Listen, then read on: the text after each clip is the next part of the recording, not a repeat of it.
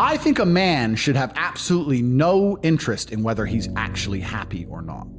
If I wake up and I'm unhappy, I will do the exact same things as if I am happy. I will go to the gym the same. I will work the same. How I feel has no impact on how I live my life. I don't think happiness as an index is a healthy view for a man to have on life success. I think of a man, if you put happiness if you move it down the scale, right? And you start looking at, am I successful? Am I competent? Am I achieving things? Am I respected? If you start to look at these indicators of your life, you're gonna end up being happier without actually analyzing if you're happy or not. I'm happy every day, right? Let's say happiness is a scale. If you're not distraught, then you're happy. And I mean that like 3 or 4 times in your life, like a family member is gonna die or something really bad is gonna happen and you're gonna be devastated. And when you're distraught, you can't even talk. Like, when you're genuinely heartbroken, you can't even speak. You can't even talk, you just wanna be left alone and you can't talk. Those days are coming for all of us. Either we're gonna die or someone we love's gonna die. Those days are coming.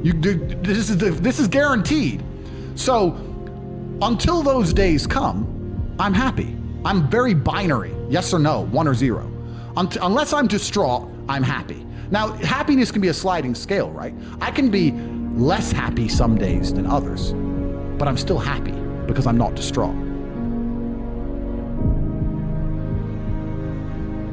When I say I don't believe in depression, nobody can convince me to believe in depression. That's not a matter of discussing whether depression is real or not. That's a matter of me accepting that my mental model for going through life is more effective if I don't believe I can become a depressed person. Yeah. I don't believe in depression, so I can't be depressed, so that allows me to be more effective. It's not a matter of sitting there going, well, maybe it's true, maybe it isn't. I don't believe in it, so I can't catch it. You shape your own reality through the conviction of your thoughts, your beliefs, and the words that you use. Why else would you adopt any kind of mindset unless it's designed specifically to make you competitive and make you win? We're all programmed to some degree. I don't think anybody can escape programming, whether it's society, whether it's a television show, whether it's the people around you, peer pressure, whether it's a religion. We're all programmed to some degree. That's absolutely not really true. What I have done, and what I think most people do not do, is heavily analyze why I hold the beliefs I hold, why they help me. If I don't hold the belief personally, or if I didn't learn it from personal experience, I know where it came from, who tried to teach me that, whether their intentions for me were good or bad. And I've tried very hard to have my mindset rigidly analyzed and make sure that it's put together in a way which benefits me completely and absolutely. And I do not believe in things that take away power from me. Right. I refuse to do that. I would rather say that they are not real. And people will sit here and argue to the end of time that they are real, but they're not real in my world, and I live inside of my mind. So even if you throw me in a Romanian dungeon, the idea that I become a depressed person is not a framework that my mind works within, so I can't become depressed. I can feel a little bit sad, sure, I can feel depressed, but I can't be depressed. Maybe it's just a semantics trick, and maybe it's that simple. Maybe it's as simple as saying, I feel a little bit depressed today, but I am not a depressed person, and I cannot become depressive. I'm not gonna have depression. Maybe it's just a semantics trip, and by saying that alone, I understand that it's a temporary state of mind, which I can alter and I can affect. And I've never struggled with long-term depression or long-term negative thoughts because I don't believe in that mental model. I think that your mind, like I said, it's software, it's programmed in, and they say inside the Matrix or in every single video game, there are boundaries and there are limits. There are certain things you can and can't do. And I don't believe my mind can be put in a state of permanent negativity. I don't believe in that. I don't think it's possible, so it just doesn't happen. I will never adopt the thinking of somebody who is sad, and I will never adopt the thinking of somebody who is less competitive than I am or less successful than I am. If someone comes along and goes, Andrew, you are wrong, the way you see the world is wrong, but they are suffering from an affliction, why would I adopt a single iota of what they say? Life as a man is hyper-competitive, and whatever software you have in your mind should be designed to make you as competitive as possible, and you shouldn't be believing in absolutely anything else. So I've tried very hard to make sure all of my worldviews and all of my experiences and everything is curated and aimed in a direction which is going to allow me to be a fierce competitor in all realms of human endeavor. When men say to me they're depressed, with unlimited options, with the capability to become anything you desire, with God giving you a full and able body and mind, how do you have time to be depressed? You have so much you could do. There's so much that you need to do to be your best self. And you're competing against men like me. Yeah. And you're finding hours a day to be sad? No wonder you're going to perpetually lose forever. Right. That's suicide. So how do you find time to do this? It's brutally ineffective.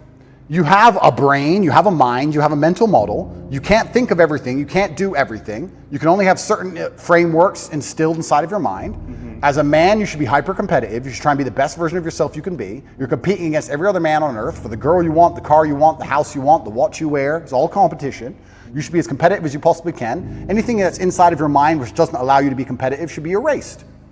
This is why I can't name a weakness. I can't name a weakness I have. I've compensated so heavily for any weakness that may exist, I don't even see them anymore.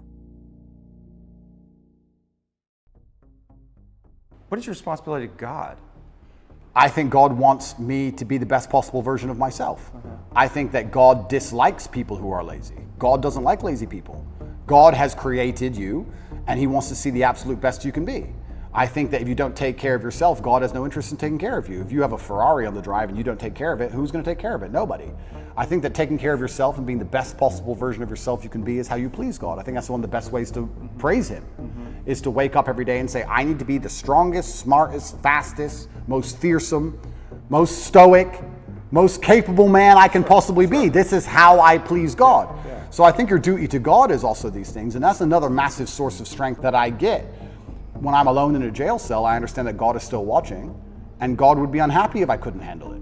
Maybe we can talk about God, or we can also talk just about basic cosmic balance. I don't believe you can become the most famous man on the planet calling yourself the top G without the universe testing if you're really about it.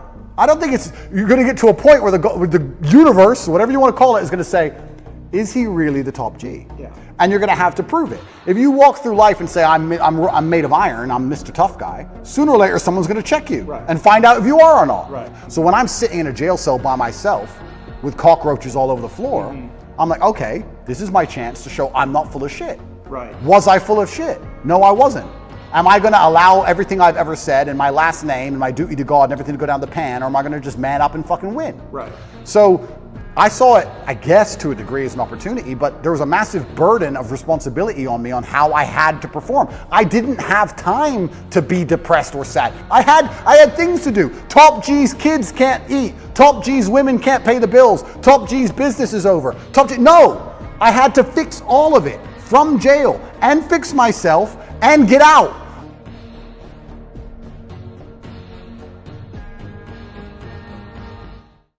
Is there a way that you're trying to live up to your father's image of you, or are you trying to surpass what your father did? Like, is there any motivation there for you? I am Emory Andrew Tate III. Uh-huh. He was Emory Andrew Tate II. My son will be Emory Andrew Tate IV. It is my job and my duty to my last name to be exceptional. I have respect for my name and my lineage. And to do anything other than push for absolute exceptionalism would be insulting to him and my grandfather and all of my ancestors, even all the way back to cavemen days, who fought saber-toothed tigers just to live long enough to fuck and pump a baby out. And I'm gonna turn up here now, 2,000 years later, and be a fat sack of shit. Ultimately disrespectful. And I have respect for the people who brought me on this planet. It is my job to be exceptional, not only for myself, but for everyone who ever created me. If you want to live life and go, oh, I'm average, it's okay, then you're insulting your parents and your grandparents and everyone fucking else. These people went through World War II and polio and smallpox and fucking ice ages to bring your stupid ass alive. And now you want to sit there and be average? You want to sit there and say, I'm sad and play video games? Then you're a fuck up. Sitting there crying about bad things is never going to help you. If you're the kind of person who feels like they need therapy, you need someone to talk to make me feel better, do you know what you are? You're useless. Because in the harshest realities of this cold world, there are people in Syria whose entire families have been blown to fuck with a bomb from the sky, who are still getting up every day, making fucking bread and selling it on the streets so they have enough money to buy a new pair of sandals sometime next year. While you're crying about fucking nothing with your first world bullshit to some dickhead therapist who probably does coke on the weekends. Of course I'm trying to live up to the image of my father, because I'm his son. And my son will try to do the same for me. And I expect nothing less from him. And I don't think that is unhealthy in any regard. If I ever, it never happens, but if I ever did lack motivation, the first thing I think of is my family member. If you're not gonna be proud of who you are and your own last name and your ancestry, then what the fuck is the point of you even being here? To eat tacos? You could depress me to the depths of earth. You could put me in a cell by myself, solitary confinement for the rest of my life. You could kill every family member I have. You could chop my arms and legs off. I still won't kill myself, because I refuse. Because I have a job to do. My job is to live as long as possible. That is my job, so is everyone else's. So yes, I absolutely am trying to live up to the memory of my father, and as my son will do for me. And I take it to that extreme where no matter what happens to me, I'm gonna stay a motherfucking man. Because that is my name, Tate. How can it be anything else? How can I be ordinary?